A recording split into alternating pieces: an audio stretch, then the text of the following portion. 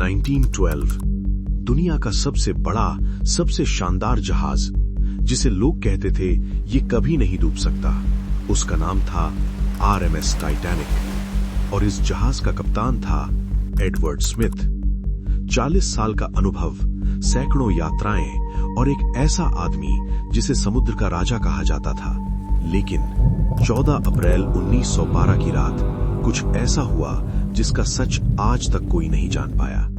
10 अप्रैल 1912 Titanic England के Southampton से रवाना हुआ। 2200 से ज्यादा लोग सवार थे, अमीर लोग, गरीब लोग, सपनों से भरे लोग। सबको भरोसा था ये सफर सुरक्षित है। कैप्टन स्मिथ के लिए भी ये आखिरी यात्रा थी, इसके बाद वो रिटायरमेंट लेने वाले थे। 14 अप्रैल की सुबह टाइटैनिक को कई आइसबर्ग वार्निंग्स मिलती हैं। दूसरे जहाजों ने मैसेज भेजा, आगे बर्फ के पहाड़ हैं, सावधान रहो। लेकिन इन वार्निंग्स को पूरी तरह इग्नोर कर दिया गया। क्यों? क्या कैप्टन स्मिथ ओवर कॉन्फिडेंट था या उस पर स्पीड मेंटेन करने का प्रेशर था?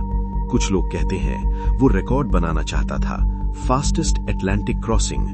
रात 11:40 पर समुद्र बिल्कुल शांत था, हवा भी नहीं चल रही थी। अचानक लुकआउट ने चिल्लाया, आइसबर्ग! लेकिन बहुत देर हो चुकी थी। टाइटैनिक आइसबर्ग से टकरा गया। ऑफिशियल रिपोर्ट कहती है आइसबर्ग ने जहाज को स्क्रैप किया, छोटे छोटे होल्स बने, धीरे धीरे पानी भरने लगा। लेकिन कुछ आई विटनेस कहते हैं कि इंपैक्ट बहुत ज्यादा वायलेंट था, हमें लगा जहाज फट गया। असली डैमेज कितना था आज तक मिस्ट्री है। यहां से कहानी और डरावनी हो जाती है। टक्कर के बाद कैप्टन स्मिथ कुछ समय के लिए गायब हो गया। क्रू को क्लियर इंस्ट्रक्शंस नहीं मिले, लाइफ बोट्स देर से लॉन्च हुए। कुछ सर्वाइवर्स ने कहा कैप्टन शॉक में था, वो कंफ्यूज लग रहा था, और कुछ ने कहा वो बिल्कुल शांत था, जैसे उसे सब पता था।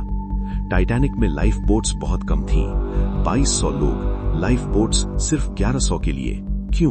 क्योंकि जहाज को अनसिंकेबल माना गया और कैप्टन स्मिथ ने फुल इवैक्यूएशन जल्दी शुरू नहीं किया। क्या ये ओवर कॉन्फिडेंस था या पैनिक? रात 2:20 पर टाइटैनिक 2 टुकड़ों में टूट गया और समुद्र में समा गया। 1500 से ज्यादा लोग मर गए। अब सबसे बड़ा सवाल, कैप्टन स्मिथ के साथ क्या हुआ? कोई क्लियर आंसर नहीं है। थियरी 1, वो हीरो था। कुछ लोग कहते हैं उसने आखिर तक जहाज नहीं छोड़ा, वो ब्रिज पर खड़ा रहा और जहाज के साथ डूब गया। थियरी 2, वो बच गया था। कुछ रिपोर्ट्स कहती हैं उसे पानी में देखा गया, वो तैर रहा था, लेकिन उसका बॉडी कभी नहीं मिला। Theory 3, suicide.